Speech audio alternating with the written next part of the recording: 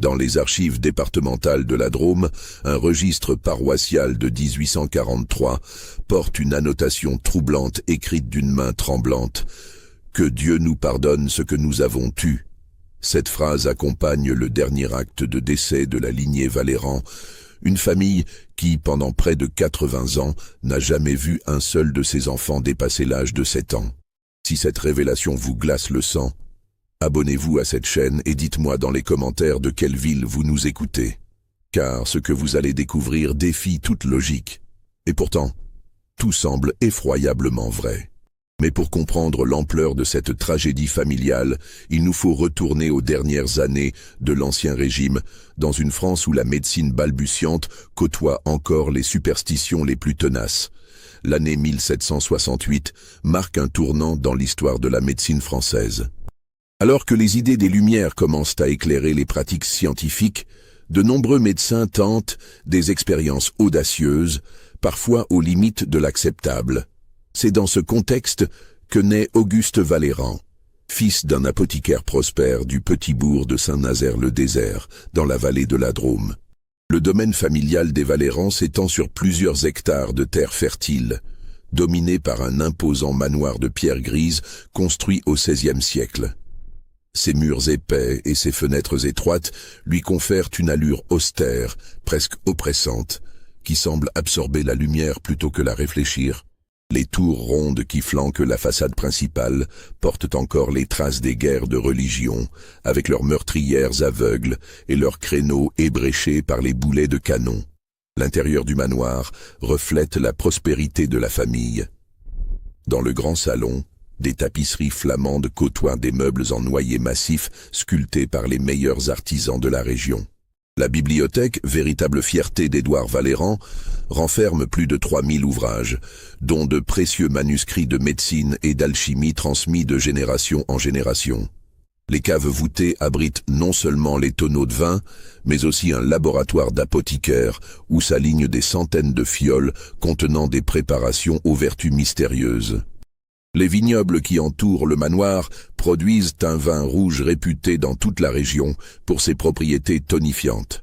Les paysans racontent que les sols particuliers de la vallée, enrichis par des siècles d'alluvions et de dépôts calcaires, confèrent aux raisins des qualités exceptionnelles. Mais c'est surtout la fortune familiale bâtie sur le commerce des herbes médicinales qui permet aux Valérans de tenir leur rang parmi la petite noblesse locale. Édouard Valéran a développé un réseau commercial qui s'étend jusqu'à Marseille et Lyon. Ces caravanes transportent des simples récoltés dans les Alpes, des épices venues d'Orient et des préparations pharmaceutiques de sa propre fabrication. Sa réputation de guérisseur attire des patients de toute la France du Sud-Est, nobles désabusés par la médecine officielle ou bourgeois en quête de traitements innovants. Auguste grandit dans cette atmosphère où se mélangent les odeurs âcres des préparations pharmaceutiques et les effluves sucrés du moût en fermentation. Dès son plus jeune âge, il manifeste une curiosité insatiable pour les sciences naturelles et la médecine. Il passe des heures à observer son père préparer ses remèdes, prenant des notes minutieuses sur les dosages et les réactions chimiques. À 12 ans, il maîtrise déjà parfaitement l'art de la distillation et connaît les propriétés de plus de 200 plantes médicinales.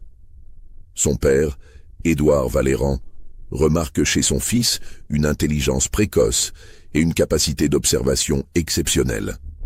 Auguste possède cette rare combinaison d'intuition et de rigueur scientifique qui fait les grands médecins. Il décide de lui offrir la meilleure éducation possible, quitte à y consacrer une partie considérable de la fortune familiale. En 1786, Auguste part étudier la médecine à Montpellier, alors considérée comme l'une des plus prestigieuses facultés du royaume. La ville, imprégnée de l'héritage de Rabelais et de Nostradamus, bouillonne d'innovations médicales. Là-bas, Auguste découvre les théories révolutionnaires sur la circulation sanguine d'Harvey, les travaux anatomiques de Vézal et surtout, les premiers balbutiements de l'immunologie avec les expériences d'Edward Jenner sur la variolisation. Ses professeurs remarquent rapidement ses capacités exceptionnelles.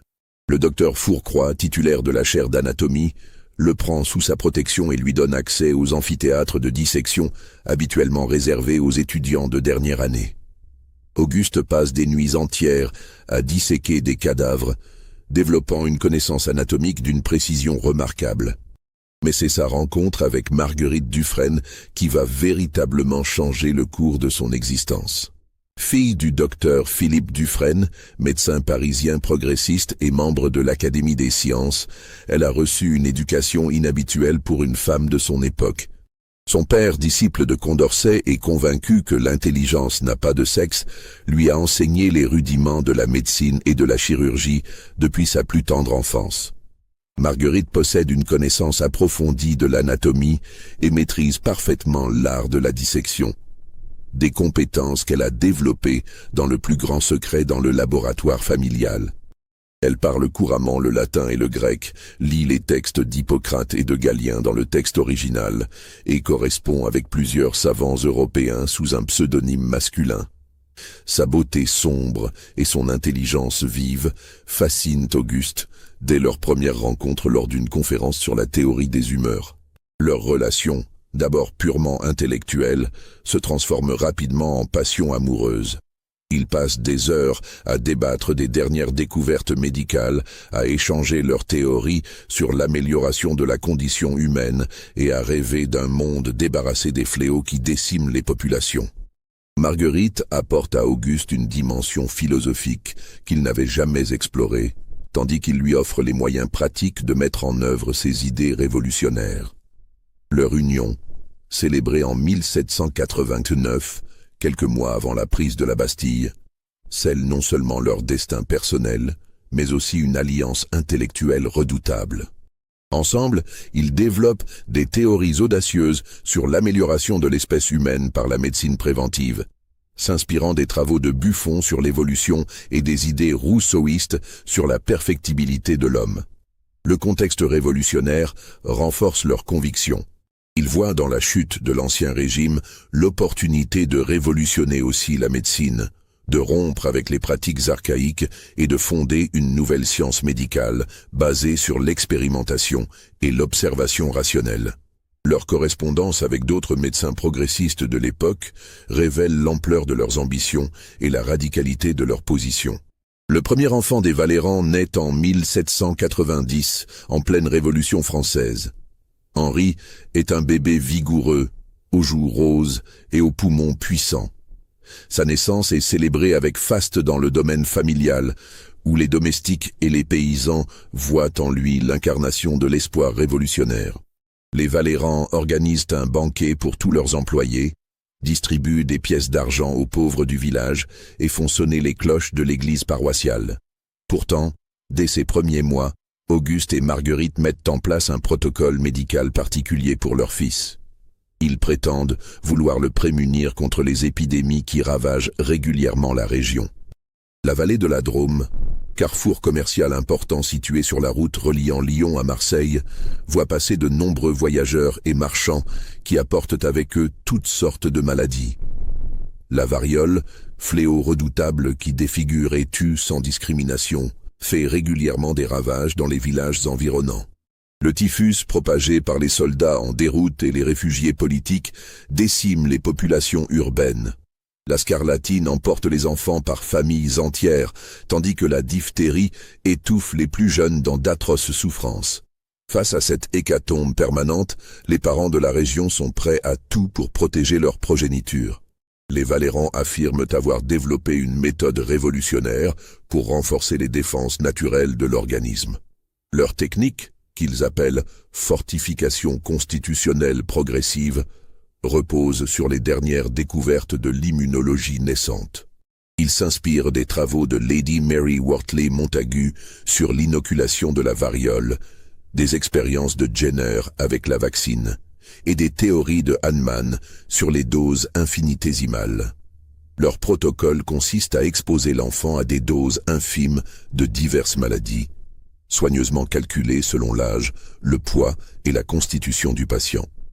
Ces inoculations sont accompagnées de saignées minutieusement dosées pour purifier le sang et renforcer les humeurs selon les principes de la médecine galénique revisités par les Lumières. Ils utilisent des lancettes spécialement conçues par un chirurgien de Lyon, des seringues en argent fabriquées par un orfèvre parisien et des fioles en cristal de Bohême pour conserver leur préparation. Chaque intervention est précédée d'un examen approfondi de l'enfant. Auguste ausculte minutieusement son fils, prend son pouls, examine ses urines et ses selles, et note la moindre variation de température corporelle. Marguerite, de son côté, tient un registre détaillé de tous les symptômes observés, des réactions cutanées aux troubles digestifs en passant par les modifications du comportement. Leurs préparations sont d'une complexité remarquable. Ils cultivent, dans des conditions d'hygiène strictes, différentes souches de micro-organismes pathogènes qu'ils atténuent par exposition à la chaleur, dilution successive ou mélange avec des substances neutralisantes. Leur laboratoire ressemble davantage à des sanctuaires alchimiques qu'à des cabinets médicaux traditionnels, avec leurs alambics fumants, leurs cornues multicolores et leurs éprouvettes alignées comme des soldats. Au début, la méthode semble fonctionner au-delà de toutes leurs espérances. Henri grandit normalement, il est même plus robuste que la plupart des enfants de son âge. Alors que la scarlatine décime les familles du village voisin, il reste parfaitement indemne.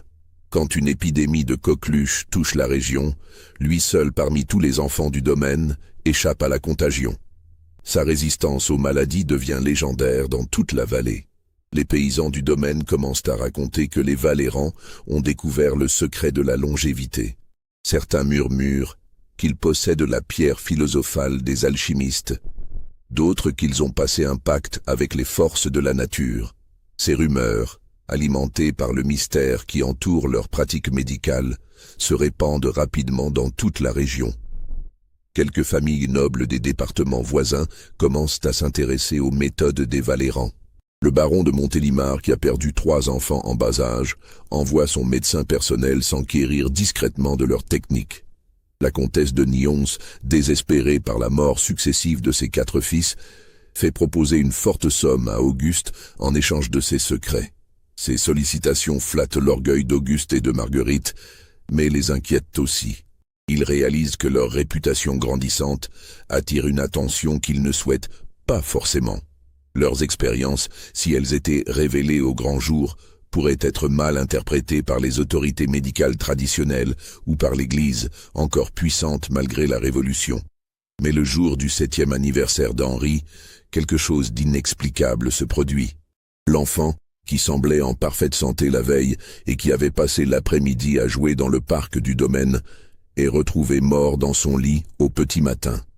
Sa nurse, Françoise Bertrand, une femme robuste qui avait élevé 3 générations de Valérans, pousse un cri d'épouvante en découvrant le petit corps immobile. Aucun signe de violence, aucune trace de lutte, aucun symptôme apparent d'une maladie quelconque. Henri gît paisiblement, comme endormi, mais sa peau a pris une teinte cireuse inquiétante, et ses lèvres sont légèrement bleutées. Ses yeux, grands ouverts, fixent le plafond avec une expression de surprise figée qui hantera longtemps la mémoire de ceux qui l'ont vu. Le docteur Bonnefoy, médecin du bourg voisin appelé en urgence, arrive au galop 1 heure après l'aube. Cet homme corpulent, formé à la vieille école de la médecine empirique, examine minutieusement le corps de l'enfant sans parvenir à identifier la cause du décès. Le cœur s'est arrêté, c'est indéniable, mais pourquoi ? Aucune pathologie connue ne peut expliquer cette mort subite chez un enfant si vigoureux. Après une longue hésitation, il ne peut que constater le décès et noter sur l'acte « mort subite par faiblesse constitutionnelle ». Cette formulation vague, habituelle à l'époque pour les décès inexpliqués, masque en réalité son incompréhension totale face à ce mystère médical. La nouvelle se répand comme une traînée de poudre dans la région. Les commères du village, toujours promptes à colporter les ragots, brodent autour de cette mort mystérieuse. Certains murmurent que la Révolution a apporté la malédiction sur les familles nobles qui ont tenté de s'allier au nouveau régime. D'autres évoquent la colère divine contre ceux qui tentent de défier les lois naturelles en jouant avec les forces de la vie et de la mort. Les plus superstitieux racontent que l'âme d'Henri a été réclamée par le diable en échange des pouvoirs extraordinaires que possédaient ses parents. Cette interprétation diabolique de la médecine moderne reflète les tensions profondes d'une époque où la science naissante se heurte encore aux croyances ancestrales. Mais Auguste et Marguerite, malgré leur douleur immense, sont convaincus que leur méthode n'est pas en cause. Ils ont trop de preuves de son efficacité pour douter de sa validité. Ils pensent simplement qu'ils ont commis une erreur de dosage ou de timing, ou qu'Henri possédait une particularité constitutionnelle qu'ils n'avaient pas décelée. Cette mort les pousse à redoubler d'efforts dans leurs recherches. Ils analysent minutieusement tous leurs registres, reprennent leurs calculs, réexaminent leurs théories. Marguerite passe des nuits entières à disséquer des cadavres d'animaux pour mieux comprendre les mécanismes physiologiques à l'œuvre. Auguste, quant à lui, multiplie les correspondances avec des médecins européens, espérant trouver dans leurs expériences des clés pour améliorer son protocole. 2 ans plus tard, Marguerite donne naissance à une fille, Célestine. L'accouchement, qui se déroule en plein hiver 1793, est particulièrement difficile. Les Valérans décident de perfectionner leur protocole en tenant compte de l'expérience malheureuse d'Henri. Ils modifient les dosages en les diminuant de moitié, changent la fréquence des interventions en les espaçant davantage, et utilisent de nouveaux instruments plus précis qu'Auguste a fait fabriquer par un orfèvre de Lyon réputé pour ses instruments chirurgicaux. Ces nouveaux outils sont de véritables merveilles de précision. Les lancettes, forgées dans un acier de Tolède d'une pureté exceptionnelle, permettent des incisions d'une finesse inégalée. Les seringues, ornées de gravures délicates, contiennent exactement les doses prescrites grâce à un système de graduation révolutionnaire. Les fioles, soufflées dans un cristal transparent comme l'eau, permettent d'observer les moindres variations de couleur des préparations. Cette fois, il documente minutieusement chaque étape du traitement. Auguste tient un journal détaillé, écrit dans un code qu'il a lui-même développé en combinant le latin classique, le grec ancien, et des symboles alchimiques hérités de Paracelse. Chaque saignée, chaque inoculation, chaque réaction de l'enfant est soigneusement notée avec la précision d'un horloger suisse. Marguerite, de son côté, développe un système de notation parallèle basé sur des dessins anatomiques annotés. Elle reproduit avec un talent artistique remarquable les moindres modifications physiologiques observées chez sa fille, créant une véritable encyclopédie illustrée des effets du traitement. Ces carnets, reliés en cuir rouge, ressemblent davantage à des manuscrits enluminés qu'à des documents médicaux. Célestine semble répondre encore mieux au traitement qu'Henri. Elle ne tombe jamais malade, résiste à toutes les épidémies qui touchent la région et fait preuve d'une vitalité exceptionnelle. À 2 ans, elle marche déjà avec l'assurance d'un enfant de 4 ans. À 3 ans, elle parle avec un vocabulaire étonnamment riche et manifeste une intelligence précoce qui stupéfie tous ceux qui l'approchent. Sa beauté aussi est remarquable. Ses cheveux dorés brillent comme les blés mûrs, ses yeux d'un bleu profond semblent refléter la sagesse des anciens, et sa peau a la transparence nacrée des porcelaines de Sèvres. Les visiteurs du domaine ne peuvent s'empêcher de s'extasier devant cet enfant qui semble sorti d'un conte de fées. Les Valérans commencent à recevoir des visiteurs de plus en plus nombreux. Des familles nobles des départements voisins viennent consulter Auguste, attirés par sa réputation grandissante. Ces visites, d'abord espacées et discrètes, deviennent progressivement plus fréquentes et plus officielles. Le manoir voit défiler des équipages armoriés, des berlines dorées et des cavaliers en livrée qui apportent des lettres de recommandation et des bourses pleines d'or. Parmi ces visiteurs figure le marquis de Rochefort, un homme influent proche des nouveaux pouvoirs révolutionnaires. Ce personnage fascinant, qui a su naviguer habilement entre l'Ancien Régime et la République, possède des relations dans tous les milieux politiques et financiers. Il a perdu 3 enfants en bas âge, à cause d'épidémies diverses, et supplie Auguste de traiter ses 2 derniers fils, Édouard et Philippe, âgés respectivement de 4 et 6 ans. Le marquis arrive au domaine des Valerans par une froide matinée de décembre 1795, accompagné d'une suite impressionnante. Son carrosse, tiré par 6 chevaux noirs, s'arrête dans la cour d'honneur dans un claquement de sabots et un grincement de roues. L'homme qui en descend impose immédiatement le respect. Grand, élégant, vêtu d'un habit de velours noir, rehaussé de broderies d'argent, il porte sur son visage les stigmates de la douleur paternelle. Sa proposition dépasse toutes les espérances d'Auguste. En échange du traitement de ses fils, il promet une protection politique complète contre d'éventuelles poursuites, des financements considérables pour les recherches du médecin et surtout l'accès à un réseau de familles influentes prêtes à soutenir ses travaux. Cette alliance marque le début d'une conspiration secrète qui va bouleverser la vie des Valerans. Le marquis présente Auguste à d'autres familles qui se joignent progressivement au groupe.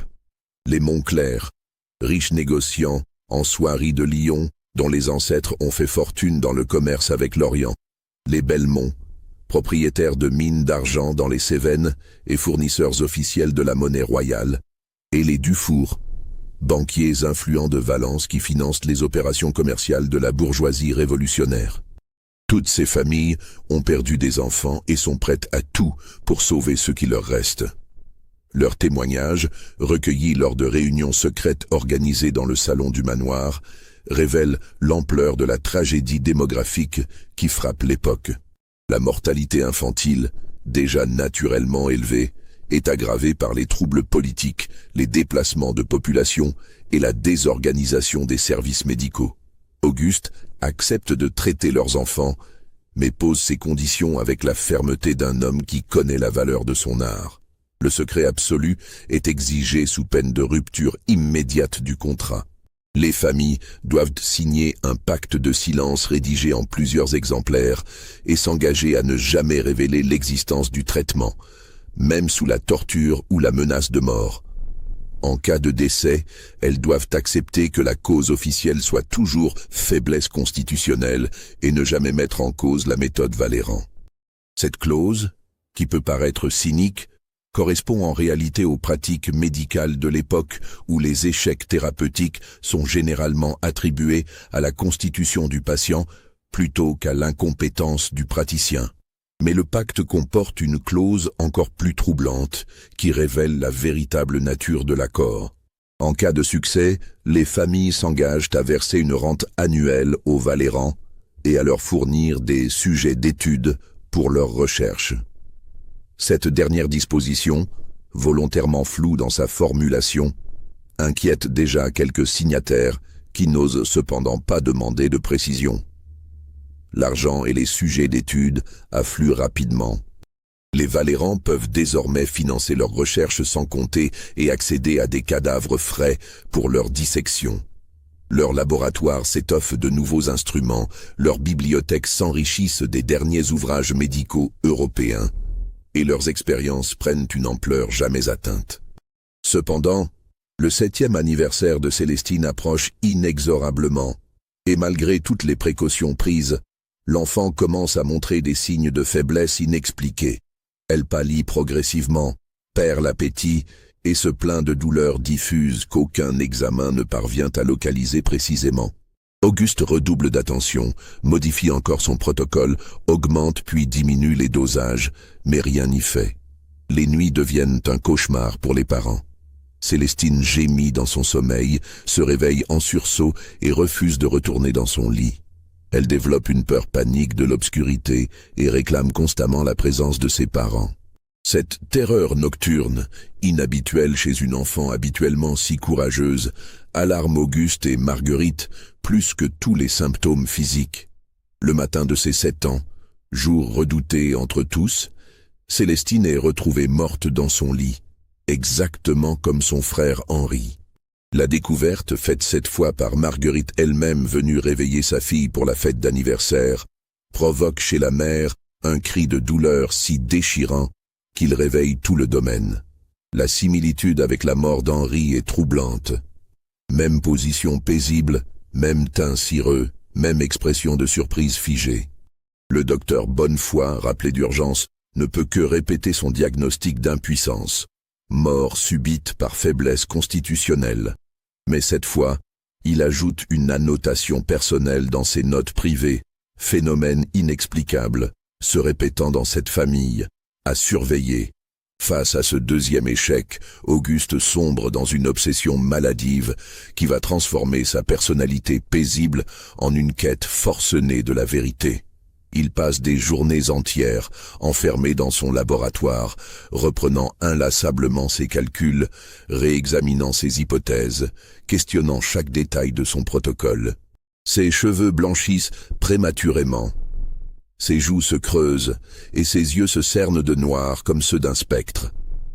Il est convaincu qu'il existe un élément qu'il n'a pas pris en compte, une variable cachée qui cause ses décès à l'âge fatidique de 7 ans. Cette conviction tourne rapidement à l'idée fixe. Il dort à peine, mange peu et néglige complètement la gestion du domaine familial. Ses vignobles commencent à péricliter, ses affaires commerciales stagnent, et ses employés s'inquiètent de voir leur maître sombrer dans la mélancolie. Marguerite, de son côté, développe une théorie différente qui va s'avérer encore plus terrifiante que les obsessions de son mari. Elle pense que le problème ne vient pas du traitement lui-même, mais de la constitution particulière de leur lignée familiale. Selon elle, les Valérand possèdent un héritage génétique spécifique qui rend leurs enfants incompatibles avec les traitements modernes au-delà d'un certain âge. Cette hypothèse, révolutionnaire pour l'époque, s'appuie sur les premiers travaux de Mendel, sur l'hérédité et les observations de Lamarck, sur la transmission des caractères acquis. Marguerite a développé une connaissance approfondie de ces théories grâce à sa correspondance secrète avec plusieurs naturalistes européens qui expérimentent sur l'amélioration des races animales. Pour vérifier cette hypothèse, elle propose une expérience terrifiante qui révèle l'ampleur de sa détermination scientifique. Traiter les enfants d'autres familles avec exactement le même protocole et observer s'ils survivent au-delà de 7 ans. Si c'est le cas, cela prouverait que le problème est génétique et spécifique aux Valérand. Dans le cas contraire, il faudrait réviser entièrement leur approche théorique. Cette proposition glace Auguste, mais il finit par s'y rallier. L'amour de la science et la soif de connaissance l'emportent sur ses scrupules moraux. Il se convainc que ces expériences, si elles permettent de sauver d'autres enfants à l'avenir, justifient les risques pris sur quelques individus. Cette rationalisation, typique de l'esprit scientifique des Lumières poussé à l'extrême, marque le basculement définitif des Valérand dans l'expérimentation humaine. Les familles du réseau secret acceptent de participer à cette expérience macabre. Elles sont prêtes à prendre le risque car leurs enfants sont de toute façon condamnés par les épidémies qui sévissent. La mortalité infantile naturelle étant si élevée qu'elle dépasse souvent 60% dans certaines régions, le traitement Valérand leur offre une chance de survie, même si elle semble mince. Le marquis de Rochefort, devenu le véritable organisateur du réseau, coordonne ses expériences avec l'efficacité d'un général d'armée. Il établit des protocoles stricts, organise la circulation des informations et veille à ce que le secret soit préservé. Ses 2 fils, Édouard et Philippe, deviennent les premiers sujets d'expérimentation du nouveau protocole. Les premiers résultats sont encourageants et redonnent espoir aux Valérand. Les enfants Rochefort, Montclair et Belmont répondent bien au traitement. Ils grandissent en bonne santé, résistent aux maladies et semblent promis à un avenir radieux. Leurs progrès, minutieusement documentés par les familles participantes, constituent une base de données unique sur l'efficacité du traitement appliqué à différentes lignées. Forte de ses succès partiels, Marguerite reprend espoir et décide d'avoir un 3e enfant pour tester leur nouvelle théorie. Cette décision, prise dans l'exaltation de leur découverte récente, va s'avérer lourde de conséquences tragiques. En 1800 naît Augustin, leur dernier fils. L'accouchement se déroule dans des conditions exceptionnelles. Marguerite a fait venir de Paris une sage-femme réputée, formée aux nouvelles techniques d'asepsie développées par Semmelweis. Chaque instrument est stérilisé dans l'alcool pur. Chaque linge bouilli dans de grandes marmites de cuivre. et la chambre d'accouchement purifiée par des fumigations d'herbes antiseptiques.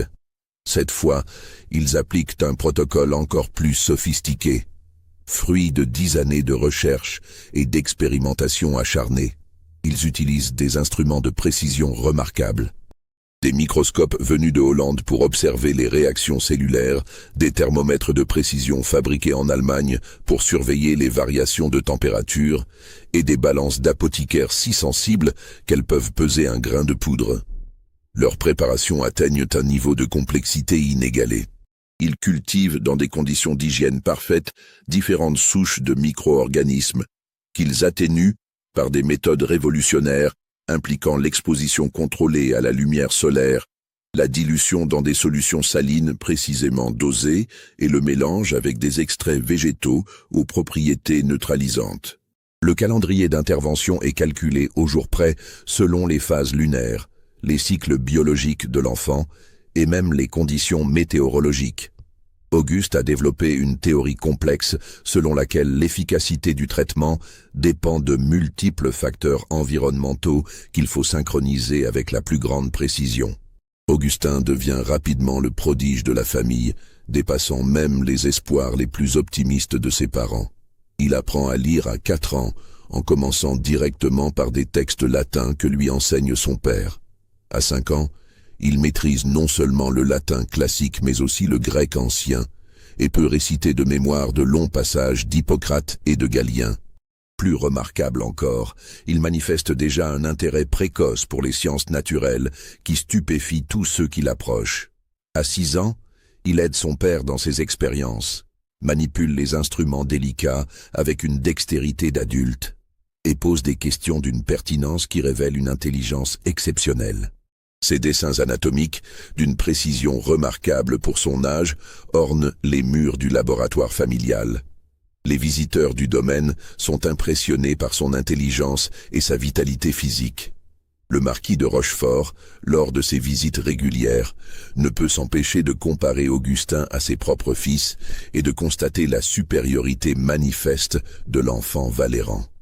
Cette comparaison alimentera plus tard sa jalousie et ses soupçons sur les véritables méthodes employées par Auguste. Auguste commence à penser qu'il a enfin trouvé la formule parfaite, l'équilibre idéal entre tous les facteurs qui influencent l'efficacité du traitement. Il envisage même de publier ses découvertes dans les journaux médicaux européens, convaincu qu'elles révolutionneront la médecine préventive. Pendant ce temps, les premiers enfants traités du réseau atteignent leur 7e anniversaire, et les résultats révèlent une réalité beaucoup plus complexe que prévu. Si quelques-uns survivent effectivement à cette échéance fatidique, d'autres succombent mystérieusement, toujours au même âge critique, reproduisant exactement le schéma observé chez les enfants Valéran. L'analyse statistique des résultats, menée avec une rigueur scientifique remarquable par Marguerite, révèle un taux de réussite qui ne dépasse pas 50%. Cette proportion, insuffisante pour Auguste qui vise la perfection absolue, remet en question toute leur théorie sur la spécificité génétique des Valérans. Plus troublante encore, les survivants présentent tous des caractéristiques communes inquiétantes. Ils développent une intelligence exceptionnelle, mais aussi une sensibilité maladive à la lumière, une pâleur permanente et une tendance à l'isolement social. Leurs parents rapportent des comportements étranges, des crises de somnambulisme, des terreurs nocturnes et surtout, une aversion inexpliquée pour certains aliments qu'ils consommaient pourtant normalement auparavant. Cette situation crée des tensions croissantes au sein du réseau secret. Certaines familles, ayant perdu leurs enfants malgré le traitement, accusent Auguste d'être un charlatan qui exploite leur désespoir. D'autres, dont les enfants ont survécu mais présentent ces modifications inquiétantes, exigent des explications que le médecin ne peut fournir. Les plus virulents dans leurs critiques sont les Belmont, qui ont perdu leur fille unique Mathilde le jour de ses 7 ans. Sa mort, particulièrement atroce car précédée de convulsions et d'hallucinations, a brisé la famille. Le père, Louis Belmont, homme brutal et vindicatif, menace ouvertement de révéler l'existence du pacte si Auguste ne lui rembourse pas intégralement les sommes versées. D'autres familles, au contraire, dont les enfants ont survécu, exigent que le traitement soit étendu à leurs futurs descendants. Elle voit dans ces expériences l'opportunité de créer une lignée supérieure, dotée de capacités intellectuelles exceptionnelles. Cette vision eugéniste, caractéristique de l'époque, les pousse à réclamer l'exclusivité des services d'Auguste. Le marquis de Rochefort, qui a vu mourir son fils aîné Édouard, mais dont le cadet Philippe a survécu, se montre particulièrement pressant. Il a remarqué les capacités extraordinaires de son fils survivant et souhaite comprendre les mécanismes qui ont permis cette transformation. Ses exigences deviennent de plus en plus tyranniques et il n'hésite pas à faire pression sur Auguste en évoquant sa protection politique. Ces tensions culminent lors d'une réunion houleuse organisée dans le salon du manoir en automne 1806. Les représentants de toutes les familles du réseau sont présents et l'atmosphère est électrique. Les accusations fusent, les menaces s'échangent. Et Auguste réalise que son réseau secret est au bord de l'implosion. L'année 1807 marque un tournant dramatique dans l'histoire des Valérans. Une année qui verra tous leurs espoirs se transformer en cauchemar. Augustin approche inexorablement de son 7e anniversaire et Auguste redouble d'efforts pour assurer sa survie, utilisant tous les moyens à sa disposition, légaux ou non. Il a maintenant accès à des cadavres fournis discrètement par des alliés du réseau, grâce aux relations du marquis de Rochefort dans les hôpitaux parisiens et aux connexions des Dufour avec les autorités judiciaires. Ces corps, officiellement destinés aux écoles de médecine, lui permettent d'affiner ses connaissances anatomiques et de développer de nouveaux traitements basés sur l'observation directe des organes humains. Ces dissections, de plus en plus poussées, révèlent des détails anatomiques que les manuels de l'époque ne mentionnent pas. Il découvre des variations individuelles dans la structure des organes, des connexions nerveuses inattendues, et surtout, des différences significatives entre les corps d'enfants morts naturellement et ceux ayant subi son traitement. Ces découvertes macabres l'amènent à modifier encore son protocole. Il développe de nouvelles préparations basées sur des extraits d'organes humains, principalement de la rate et du foie, qu'il mélange à ses inoculations traditionnelles. Cette évolution vers l'organothérapie, précurseur de l'endocrinologie moderne, représente un saut qualitatif considérable dans ses recherches. Marguerite, quant à elle, a établi un laboratoire secret dans les caves voûtées du manoir, un véritable antre scientifique éclairé par des lampes à huile et des bougies qui projettent des ombres dansantes sur les murs de pierre. Elle y mène des expériences sur des animaux, testant différentes combinaisons de substances et de dosages avec une méticulosité de moine copiste. Ces registres, qu'elle tient dans un code différent de celui de son mari, basé sur des symboles astronomiques et des références à l'alchimie hermétique, révèlent une approche de plus en plus radicale. Elle expérimente sur des lapins, des chats et même des singes qu'elle se procure grâce aux relations commerciales de sa famille avec les ports méditerranéens. Ces expériences révèlent des phénomènes troublants. Les animaux traités développent des comportements anormaux, agressivité inexpliquée, perte des réflexes naturels et surtout une longévité exceptionnelle accompagnée de modifications physiologiques inquiétantes. Un lapin traité selon son protocole vit plus de 15 ans, soit 3 fois l'espérance de vie normale de son espèce, mais développe des tumeurs multiples et une agressivité telle qu'il faut l'isoler de ses congénères. Mais c'est la découverte d'un document ancien dans la bibliothèque familiale qui va tout changer et révéler l'ampleur du mystère qui entoure la lignée Valéran. En cherchant des ouvrages de médecine dans les affaires de son grand-père, Auguste trouve un manuscrit du XVIe siècle, dissimulé entre les pages d'un traité d'anatomie de Vézal. Ce document, rédigé sur un parchemin jauni par les siècles et orné d'enluminures étranges, décrit des pratiques médicales très similaires aux siennes. Le texte, rédigé en latin archaïque mélangé de termes alchimiques, évoque des expériences menées par un ancêtre lointain, Barthélemy Valéran, sur sa propre descendance au temps des guerres de religion. Le manuscrit révèle que Barthélemy avait développé une théorie complexe selon laquelle certaines lignées familiales possèdent une constitution sanguine particulière, héritée des anciens mystères druidiques qui nécessitent des corrections périodiques pour maintenir l'équilibre des humeurs. Il décrit des rituels complexes impliquant des saignées pratiquées selon les phases lunaires, des inoculations de substances extraites de plantes vénéneuses et l'utilisation de préparations à base d'organes humains. Plus troublant encore, le manuscrit mentionne explicitement que ces pratiques doivent être arrêtées avant le 8e anniversaire de l'enfant, sous peine de provoquer des déséquilibres mortels qui consument l'âme avant le corps. Barthélemy avait apparemment découvert, au prix de nombreuses vies d'enfants, que le traitement devenait toxique au-delà de cet âge critique. Cette révélation bouleverse Auguste et remet en question toute sa démarche scientifique.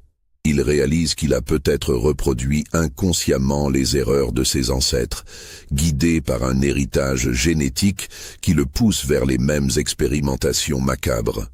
Cette prise de conscience le plonge dans un abîme de doute et de remords. Le manuscrit contient également des dessins anatomiques d'une précision saisissante, représentant les effets du traitement sur l'organisme humain. Ces illustrations, exécutées avec un talent artistique remarquable, montrent des transformations physiologiques que la science moderne commence à peine à comprendre. Modification du système nerveux, altération de la structure sanguine, et surtout, développement d'organes surnuméraires dont la fonction reste mystérieuse. Plus Auguste étudie ce document, plus il découvre des parallèles troublants avec ses propres observations. Les symptômes décrits par Barthélemy correspondent exactement à ceux qu'il a observés chez ses enfants et chez les sujets du réseau. Cette concordance parfaite à 4 siècles de distance ne peut être le fruit du hasard.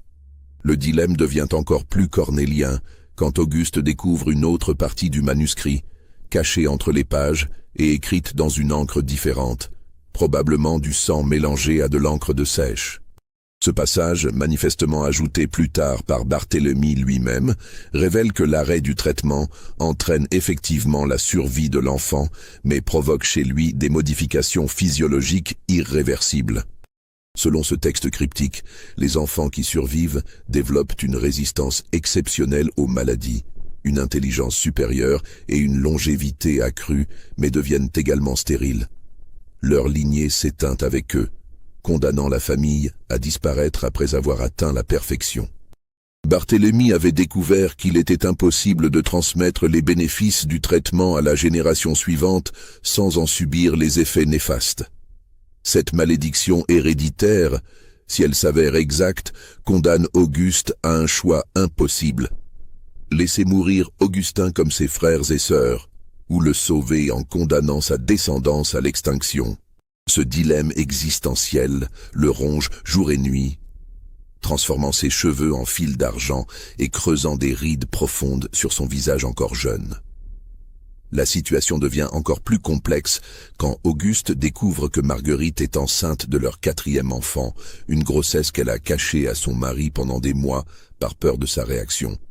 Cette nouvelle, qui aurait dû les réjouir, ne fait qu'ajouter à leur angoisse.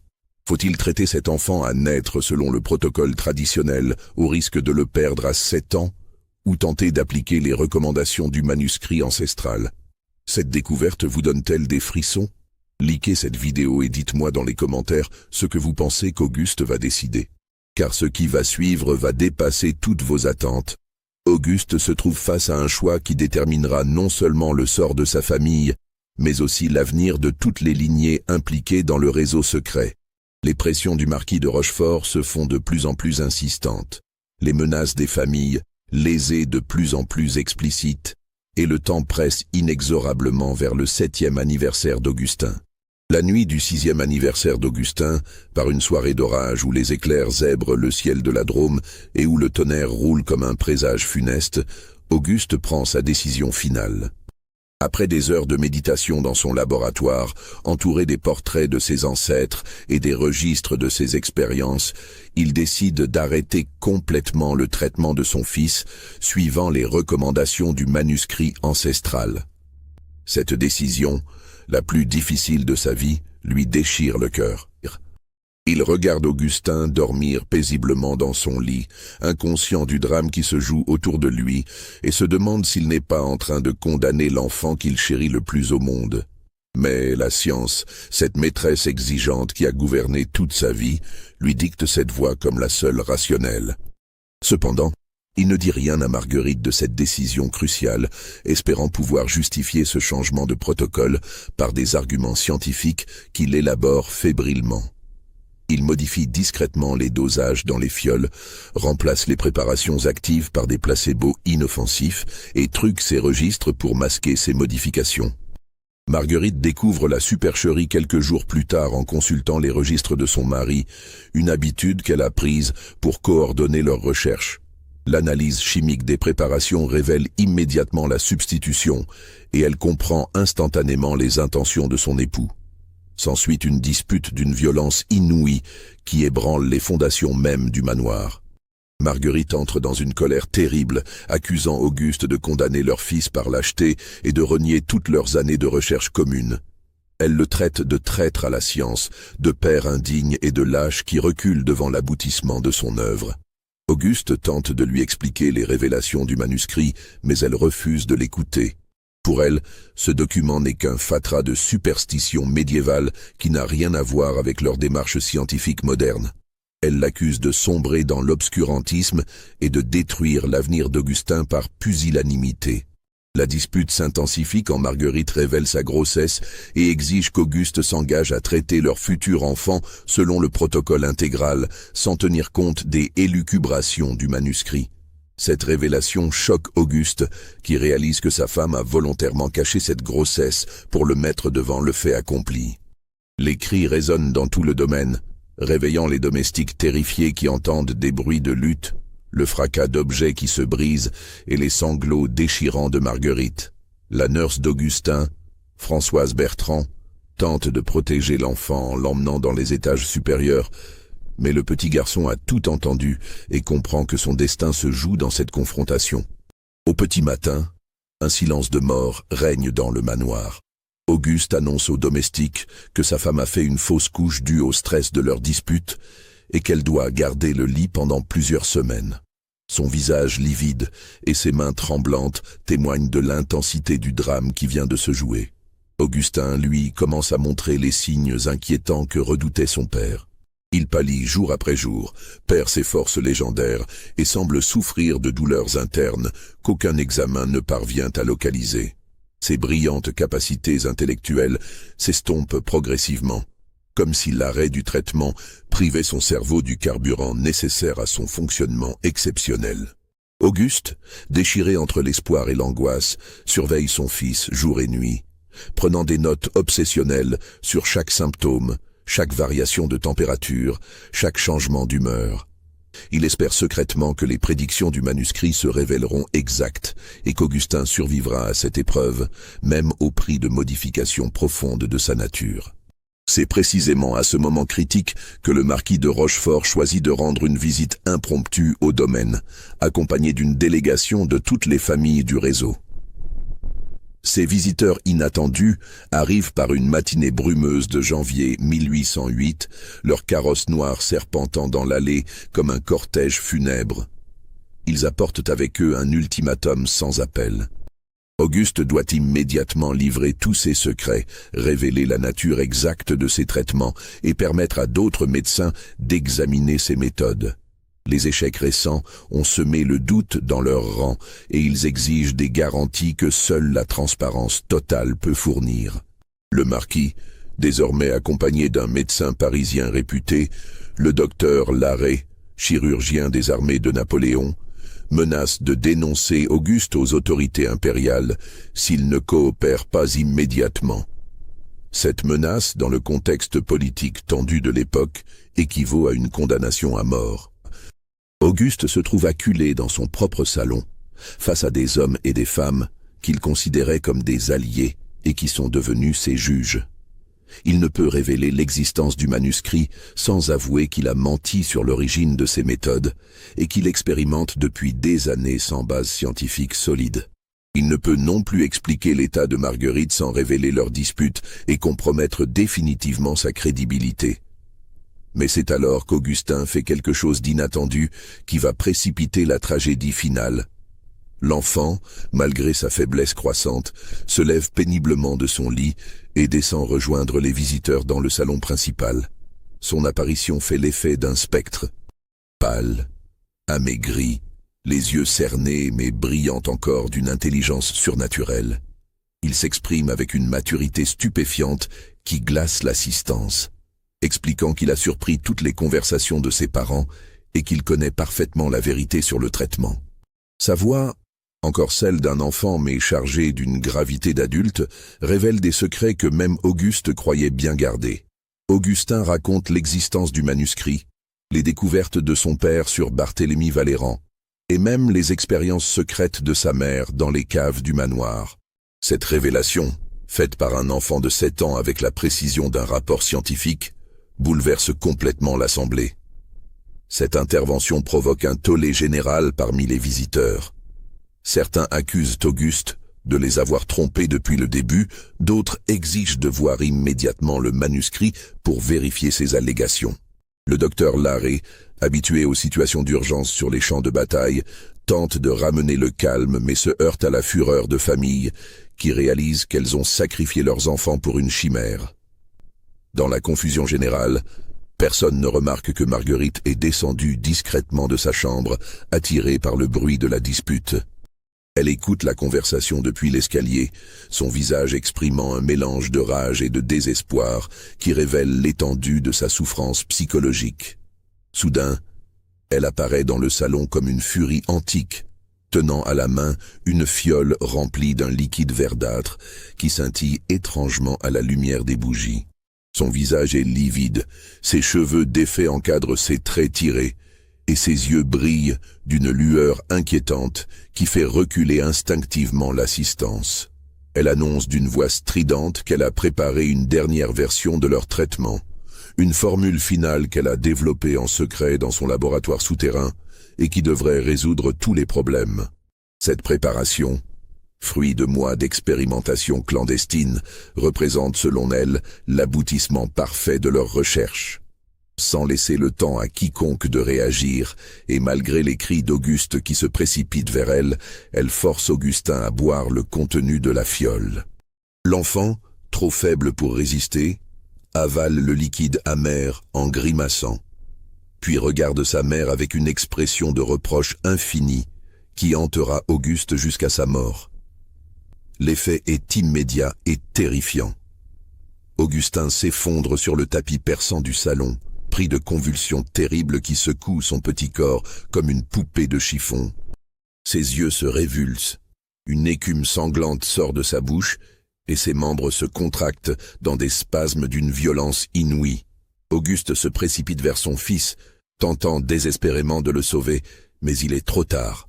Tous ses efforts, tous ses espoirs, toutes ces années de recherche s'effondrent en quelques minutes atroces. Augustin meurt dans ses bras, sous les yeux horrifiés des témoins pétrifiés par ce spectacle d'une cruauté absolue. Marguerite, comme sortie brutalement d'une transe qui l'habitait depuis des mois, réalise soudain l'énormité de ce qu'elle vient d'accomplir. Elle regarde ses mains, encore tachées du liquide verdâtre, puis le corps inerte de son fils, et pousse un cri déchirant qui fait trembler les vitres du manoir. Sans une parole de plus, dans un geste de désespoir total, elle se jette par la haute fenêtre du salon qui donne sur la cour pavée du manoir. Sa chute, dans un froissement de tissu et un bruit sourd qui résonne sinistrement, met fin à sa souffrance. Sa mort est instantanée. Son corps brisé, gisant sur les pierres grises comme une accusation muette contre tous ceux qui ont participé à cette tragédie. Dans le chaos indescriptible qui suit cette double tragédie, les familles du réseau secret se dispersent comme des volées de corbeaux, chacune fuyant le lieu du drame avec la terreur d'être associée à cette horreur.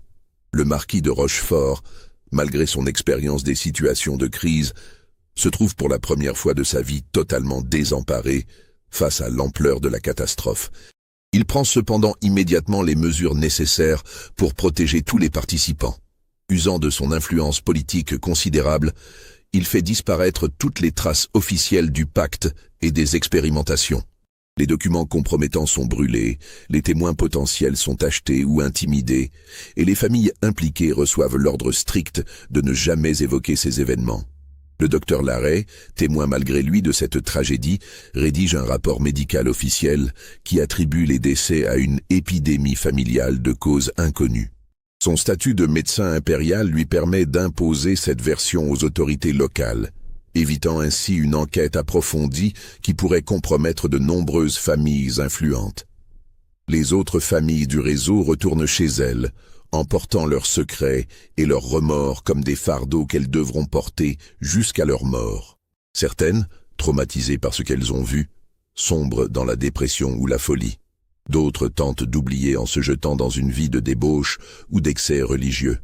Les Montclair vendent leur commerce lyonnais et s'exilent en Amérique, espérant que l'océan les séparera définitivement de leurs souvenirs.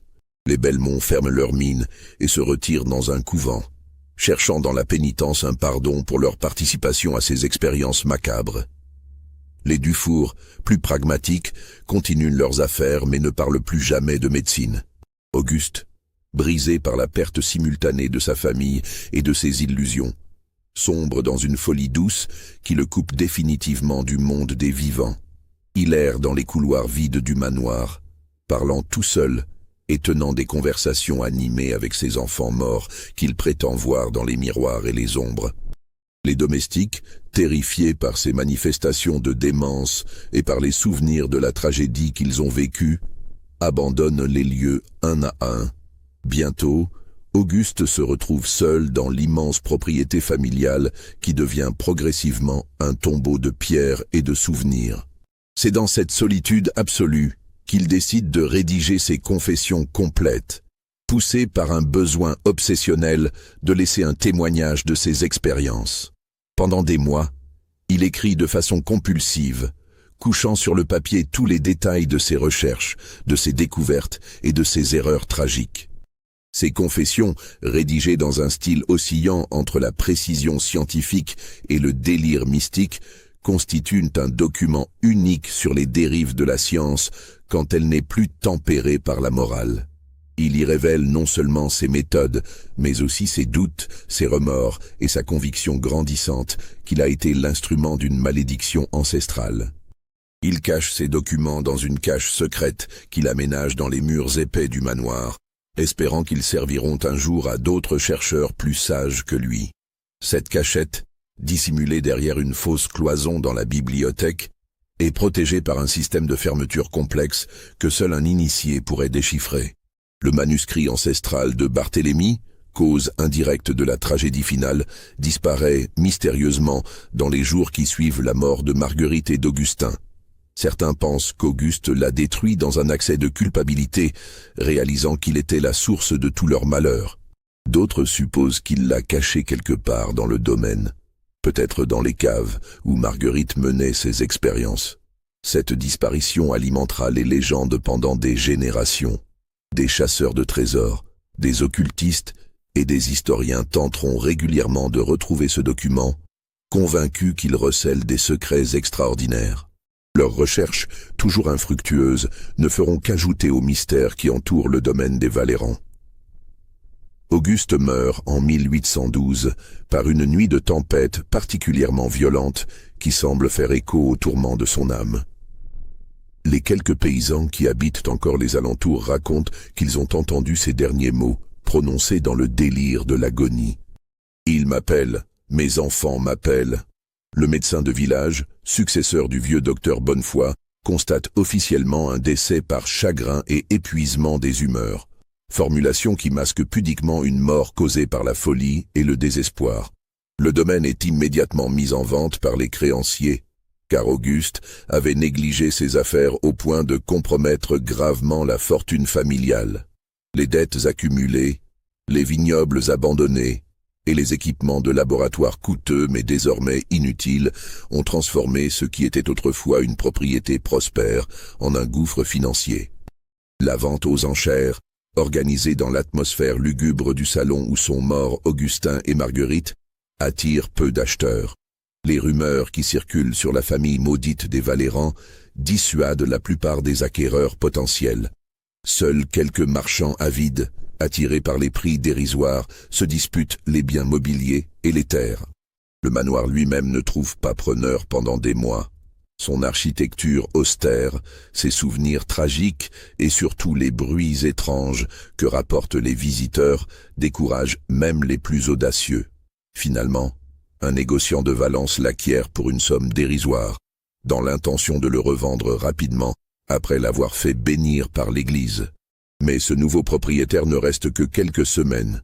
Il prétend que des bruits inexpliqués troublent ses nuits, que des odeurs chimiques persistent dans certaines pièces malgré un nettoyage approfondi, et surtout que ses propres enfants refusent catégoriquement de s'approcher du manoir. Il remet rapidement la propriété en vente, acceptant de perdre de l'argent plutôt que de rester dans ces lieux maudits.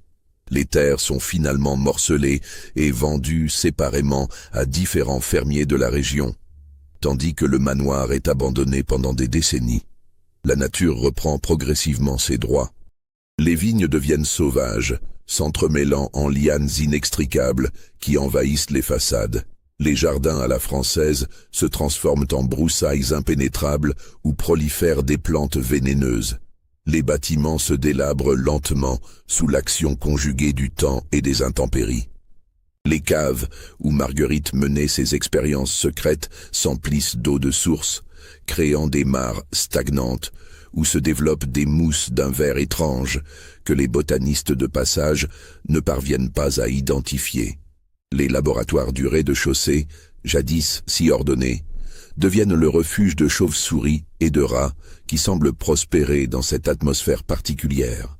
Pendant ces longues années d'abandon, plusieurs événements étranges sont rapportés par les habitants de la vallée. Des voyageurs égarés racontent avoir vu des lumières danser dans les fenêtres du manoir durant les nuits d'orage. Des bergers affirment que leurs troupeaux refusent obstinément de paître dans les anciens vignobles, même quand l'herbe y est plus verte qu'ailleurs. Plus troublant encore, plusieurs enfants de la région disparaissent mystérieusement au fil des années, toujours aux alentours de leur 7e anniversaire. Ces disparitions, espacées dans le temps et touchant des familles différentes, ne semblent pas liées entre elles. Les corps ne sont jamais retrouvés et les enquêtes se perdent invariablement dans des impasses. Ces coïncidences alimentent les superstitions locales. Les anciens racontent aux jeunes l'histoire de la famille maudite des Valérans, en exagérant progressivement les détails jusqu'à transformer Auguste en sorcier et Marguerite en empoisonneuse. Ces récits, déformés par la tradition orale, finissent par porter davantage sur la magie noire que sur la science dévoyée. L'église locale, inquiète de ces rumeurs persistantes et des phénomènes inexpliqués, organise plusieurs cérémonies d'exorcisme dans le manoir abandonné. Ces rituels, menés par des prêtres venus spécialement de Lyon, n'apportent aucun apaisement. Au contraire, ils semblent décupler les manifestations étranges, comme si les lieux réagissaient violemment à ces tentatives de purification. Mais l'histoire ne s'arrête pas là, car le destin des Valérans n'a pas encore livré tous ses secrets. En 1843, 31 ans après la mort d'Auguste, un événement va réveiller les fantômes du passé et révéler l'ampleur véritable de cette tragédie familiale. Un lointain cousin d'Auguste, Émile Valéran, hérite du domaine par un jeu complexe de succession familiale. Cet homme, médecin militaire ayant servi dans les campagnes napoléoniennes, ignore tout de l'histoire tragique de ses parents éloignés.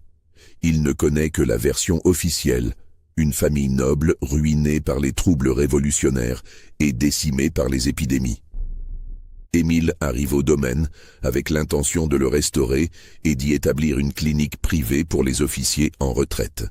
Ses projets, ambitieux et généreux, visent à redonner vie à cette propriété et à effacer les stigmates du passé. Il fait appel à des artisans de Lyon pour rénover les bâtiments et engage des jardiniers pour remettre en état les espaces verts. C'est en abattant une cloison vermoulue de la bibliothèque, devenue dangereuse après des décennies d'abandon, qu'il découvre la cache secrète d'Auguste. Cette trouvaille, faite par hasard lors des travaux de restauration, révèle un trésor documentaire d'une valeur inestimable. Les confessions complètes d'Auguste, ses registres d'expérience, sa correspondance avec les familles du réseau secret, et même des dessins anatomiques d'une précision saisissante. La lecture de ces documents bouleverse Émile au point de remettre en question toute sa vision de la médecine et de la science. Il découvre non seulement l'ampleur des expérimentations menées par son cousin, mais aussi la logique implacable qui a conduit à la tragédie finale. Cette révélation le plonge dans un abîme de questionnements moraux et philosophiques. Comprenant immédiatement les implications de sa découverte, Émile fait appel au curé local, l'abbé Moore, homme cultivé et discret qui jouit d'une excellente réputation dans toute la région. Cette démarche vise moins à obtenir une bénédiction qu'à trouver un conseil moral face à un dilemme insoluble: que faire de ces documents compromettants? L'abbé Moore, après avoir lu attentivement les confessions d'Auguste, réalise qu'il se trouve face à l'un des secrets les plus sombres de son époque. Ces révélations sur les expérimentations humaines, les réseaux secrets de familles nobles et les dérives de la science médicale pourraient ébranler les fondements mêmes de la société si elles étaient rendues publiques. Après de longues réflexions et plusieurs nuits de prière, il décide de garder le secret tout en laissant une trace discrète pour la postérité. C'est lui qui ajoute la fameuse annotation dans le registre paroissial: que Dieu nous pardonne ce que nous avons tué. Cette phrase, apparemment anodine, constitue en réalité l'unique témoignage officiel de l'existence du réseau secret des Valérans. L'abbé Moore et Émile scellent un pacte de silence qui perpétuera le mystère pendant des générations. Les documents d'Auguste sont remis en lieu sûr, cachés dans les archives secrètes de l'évêché de Valence, où ils rejoignent d'autres secrets inavouables de l'histoire. Émile renonce à ses projets de clinique et quitte définitivement le domaine, qu'il fait don à l'Église pour qu'elle en dispose selon sa conscience. L'abbé Moore garde le secret pendant des années, mais cette connaissance le ronge intérieurement. Il développe une obsession pour l'histoire des familles nobles de la région, recherchant discrètement les traces du réseau secret et tentant de comprendre les conséquences à long terme des expérimentations d'Auguste. Ces recherches révèlent des éléments troublants. Plusieurs lignées nobles de la région se sont effectivement éteintes mystérieusement au XIXe siècle, toujours après la 7e génération, comme l'avait prédit le manuscrit de Barthélemy. Les registres d'état civil montrent également une anomalie statistique inquiétante. Dans un rayon de 100 km autour du domaine Valéran, le taux de mortalité infantile à l'âge de 7 ans était anormalement élevé entre 1790 et 1850. Cette découverte convainc l'abbé que les expérimentations d'Auguste ont eu des conséquences beaucoup plus larges que prévues. Peut-être certaines préparations ont-elles contaminé les réserves d'eau de la région. Peut-être les familles du réseau ont-elles continué secrètement les expériences après la mort d'Auguste, ou peut-être s'agit-il simplement d'une coïncidence statistique amplifiée par sa connaissance du secret. Ces questions sans réponse hantent l'abbé Moore jusqu'à sa mort en 1868. Sur son lit de mort, il confie l'histoire à son successeur, l'abbé Dulac, en lui transmettant également la responsabilité de préserver ce secret terrible. Cette transmission orale, de curé en curé, se perpétue pendant près d'un siècle. Chaque prêtre qui hérite de cette connaissance ajoute ses propres observations et découvertes au récit, enrichissant progressivement la légende de détails parfois véridiques, parfois fantasmagoriques. Certains mènent des enquêtes discrètes sur les familles descendantes du réseau, d'autres tentent de retrouver le manuscrit perdu de Barthélemy, d'autres encore s'efforcent de comprendre les mécanismes scientifiques décrits dans les confessions d'Auguste. Ce n'est qu'au milieu du XXe siècle, quand l'Église française procède à une réorganisation générale de ses archives, que les documents sont finalement déposés aux archives départementales de la Drôme. Cette décision, prise par un évêque progressiste soucieux de transparence historique, met fin à des siècles de secrets mais ouvre aussi la voie à de nouvelles interrogations. Les archivistes qui découvrent ces documents sont stupéfaits par leur richesse et leur précision. Les confessions d'Auguste, rédigées avec une minutie scientifique remarquable, constituent un témoignage unique sur les pratiques médicales de l'époque révolutionnaire. Ces descriptions anatomiques, Ses protocoles expérimentaux et ses observations cliniques rivalisent avec les meilleurs traités médicaux contemporains. Mais c'est surtout la cohérence interne de ces documents qui frappe les experts. Tout concorde. Les dates, les noms, les événements historiques, les références scientifiques de l'époque. Cette cohérence parfaite rend l'histoire à la fois totalement crédible et absolument terrifiante. Plusieurs historiens de la médecine étudient discrètement ces archives dans les décennies suivantes. Leurs conclusions, jamais publiées officiellement pour des raisons d'éthique et de prudence, suggèrent que les expériences décrites étaient non seulement possibles avec les connaissances de l'époque, mais qu'elles auraient pu effectivement produire les résultats observés. L'analyse chimique des résidus retrouvés dans les anciennes fioles du laboratoire révèle la présence de substances complexes dont certaines ne seront identifiées qu'au XXe siècle. Cette découverte renforce encore la crédibilité des confessions d'Auguste et suggère qu'il avait effectivement développé des préparations d'une sophistication remarquable. Aujourd'hui encore, le manoir des Valérand dresse sa silhouette austère dans la vallée de la Drôme, témoin silencieux de cette tragédie familiale. Plusieurs propriétaires se sont succédés au fil des décennies, mais aucun n'est resté longtemps. Officiellement, c'est l'isolement du lieu et la difficulté des travaux de rénovation qui découragent les acquéreurs. Officieusement, tous rapportent la même sensation d'oppression et d'inquiétude inexpliquée. Les habitants de la région évitent toujours le domaine, perpétuant sans le savoir les superstitions de leurs ancêtres. Les rares visiteurs qui s'y aventurent rapportent une atmosphère particulière, difficile à décrire, mais indéniablement troublante. Certains parlent de courants d'air inexpliqués dans des pièces pourtant closes, d'autres de variations de température localisées, d'autres encore de bruits sourds émanant des caves. Les guides touristiques de la région ne mentionnent jamais le manoir des Valérand, comme s'il existait une conspiration tacite pour l'effacer de la mémoire collective. Cette omission, probablement due à la discrétion habituelle des populations rurales face aux drames familiaux, contribue paradoxalement à entretenir le mystère. Mais le plus troublant reste peut-être cette question lancinante qui hante tous ceux qui découvrent cette histoire. Qu'est devenu le réseau secret des familles complices ? Les descendants des Rochefort, des Montclair, des Belmont et des Dufour vivent-ils encore parmi nous, porteurs malgré eux de secrets terrifiants ? Ont-ils conservé des documents, des objets ou des connaissances héritées de cette époque sombre ? Certains généalogistes amateurs, passionnés par les mystères de l'histoire, ont tenté de reconstituer les lignées de ces familles. Leurs recherches, menées de façon totalement indépendante et sans concertation, aboutissent toutes aux mêmes conclusions troublantes. La plupart de ces lignées se sont effectivement éteintes au XIXe siècle, souvent de manière mystérieuse et toujours sans descendance. Cette convergence de destins tragiques, 4 siècles après les prédictions du manuscrit de Barthélemy, pose des questions vertigineuses sur les liens entre science et malédiction, entre expérimentation et châtiment. La frontière entre génie et folie, entre progrès médical et hubris destructeur, n'a jamais été aussi floue.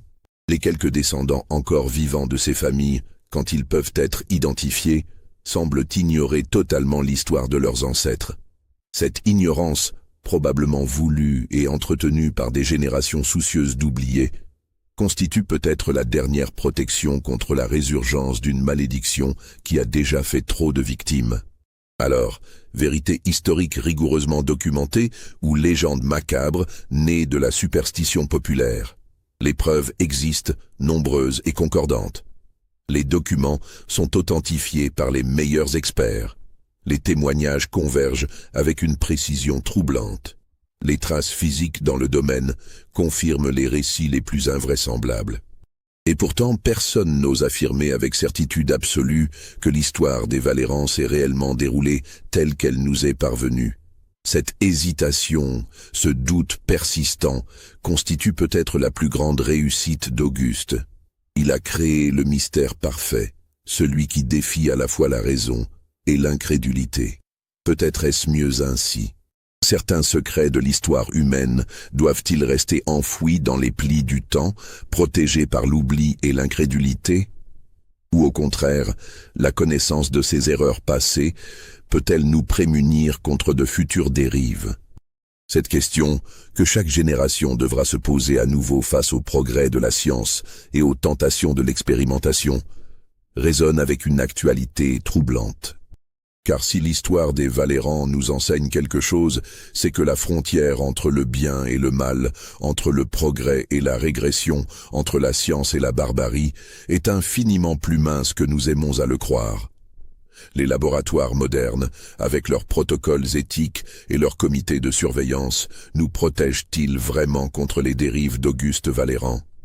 Ou ne font-ils que repousser plus loin, dans des zones d'ombre plus subtiles, les tentations éternelles de l'expérimentation humaine? Ces questions, plus actuelles que jamais à l'heure des manipulations génétiques et de l'intelligence artificielle, donnent à l'histoire des Valérans une résonance prophétique qui dépasse largement le cadre de l'anecdote historique. Elle nous rappelle que derrière chaque progrès scientifique se cachent parfois des zones d'ombre que seule la vigilance morale peut éclairer. Vous croyez que tous les mystères ont été révélés? L'histoire des Valérans vous semble-t-elle relever de la réalité historique ou de la légende noire? Commentez en dessous de cette vidéo ce que vous pensez de cette affaire. Abonnez-vous si elle vous a fait frissonner et partagez-la avec ceux qui aiment les énigmes les plus sombres de notre passé, car parfois la réalité dépasse la fiction, et c'est ce qui la rend si terrifiante. Dans les archives de l'histoire, combien d'autres secrets attendent encore d'être révélés? Combien d'autres familles ont-elles payé le prix de l'orgueil scientifique? Ces questions resteront peut-être à jamais sans réponse, enfouies dans la poussière des siècles et le silence des témoins.